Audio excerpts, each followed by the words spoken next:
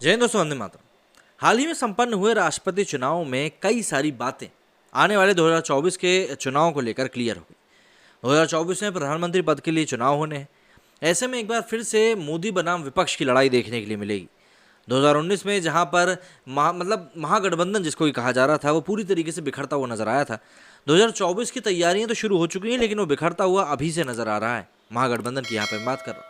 महागठबंधन में ममता बनर्जी, अखिलेश यादव, राहुल गांधी और तमाम तरह के जितने भी क्षेत्रीय पार्टियां हैं जो कि थोड़ी बहुत भी नेशनल लेवल पर जानी जाती हैं, वो सभी एक मिलकर चुनाव लड़ने की बात कर रहे हैं। इसमें बहुजन समाज पार्टी भी शामिल है। लेकिन जब भी हम लोग इस महागठबंधन की बात करते हैं, 2019 में भी यही एक बड़ी बात सामने आई थी कि देखिए, जब तक आप प्रधानमंत्री नरेंद्र मोदी के सामने कोई एक कैंडिडेट का चेहरा नहीं उतारते, मतलब कि उम्मीदवार को नहीं उतारते, तब तक आप नहीं बोल सकते कि आखिर इसी जो महागठबंधन है ये टिक भी पाएगा या नहीं टिक पाएगा। 2019 के चुनाव के समय पर भी सभी पार्टियां एक तो हो गई थी, लेकिन किस तरह से एक हुई थी सभी जानते हैं। अरविंद केजरीवाल, जो कि अपने आप में ही बहुत ज़्यादा महत्वाकांक्षी इंसान है, उनके सामने यदि आप अखिलेश यादव को खड़ा करेंगे तो भाई अखिलेश यादव की महत्वाकांक्षाएं कम है क्या? और फिर ममता बनर्जी कैसे पीछे रहने वाली है? अब इन्हीं सब बातों को लेकर एक मुस्लिम लीडर ने जो बयान दिया है, उससे सभी लोग चौंक गए हैं। दरअसल उनका कहना है कि अब तो लगता है कि योगी जी ही पीएम बनेंगे। जरा जान लेते हैं उन्होंने ऐसा क्यों कहा है। अक्सर आपने बयानों को लेकर चर्चा में रहने वाले मौलाना तौकीर रजा ने एक बार फिर से बड़ा बयान दे दिया है। इस बार उन्होंने सीएम योगी आदित्यनाथ को प्रधानमंत्री बनाने को लेकर ये बयान दिया है। इस दौरान उनसे शिवपाल सिंह यादव और ओम प्रकाश यादव को लेकर भी सवाल किया गया, लेकिन उन्होंने इस पर कोई टिप्पणी करने से मना कर दिया। अगर हम बयान की बात करें तो सीएम योगी पर मौलाना ने कहा कि 2024 में बीजेपी का मुकाबला करना है, लेकिन मायावती चाहती हैं कि वो पीएम बन जाए, जबकि समाजवादी पार्टी चाहती है कि वे पीएम बन जाए। अगर सब अपने लिए काम करते रहेंगे तो पीएम कोई नहीं बनने वाला है। सबको मिलकर कुर्बानी देनी पड़ेगी।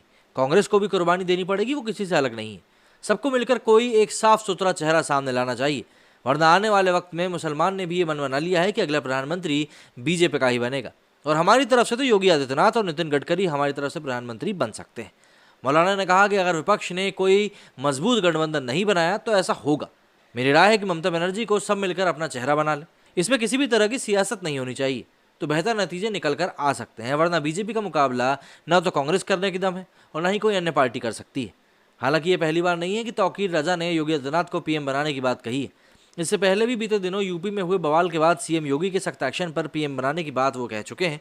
और देखिए, जाहिर सी बात है, जिस तरह की चीज़ें महागठबंधन को लेकर सामने आती रही हैं, उन बातों में एक चीज़ का जिक्र जिसका बार बार हुआ है वो यही है कि आखिर पीएम पद का उम्मीदवार कौन होगा। कांग्रेस से राहुल गांधी, आम आदमी पार्टी से अरविंद केजरीवाल, अखिलेश यादव समाजवादी पार्टी से, मायावती बहुजन समाज पार्टी से और टीएमसी से ममता बनर्जी। साउथ में भी आप जाएंगे तो आपको ऐसी कई सारी पार्टियां साउथ में ही मिल जाएंगी, और सभी के जो लीडर हैं वो सब यही चाहते हैं कि भैया हम पीएम बन जाएं। अब बात तो यही है ना कि भारत एक देश है। अब एक देश का तो एक ही पीएम हो सकता है।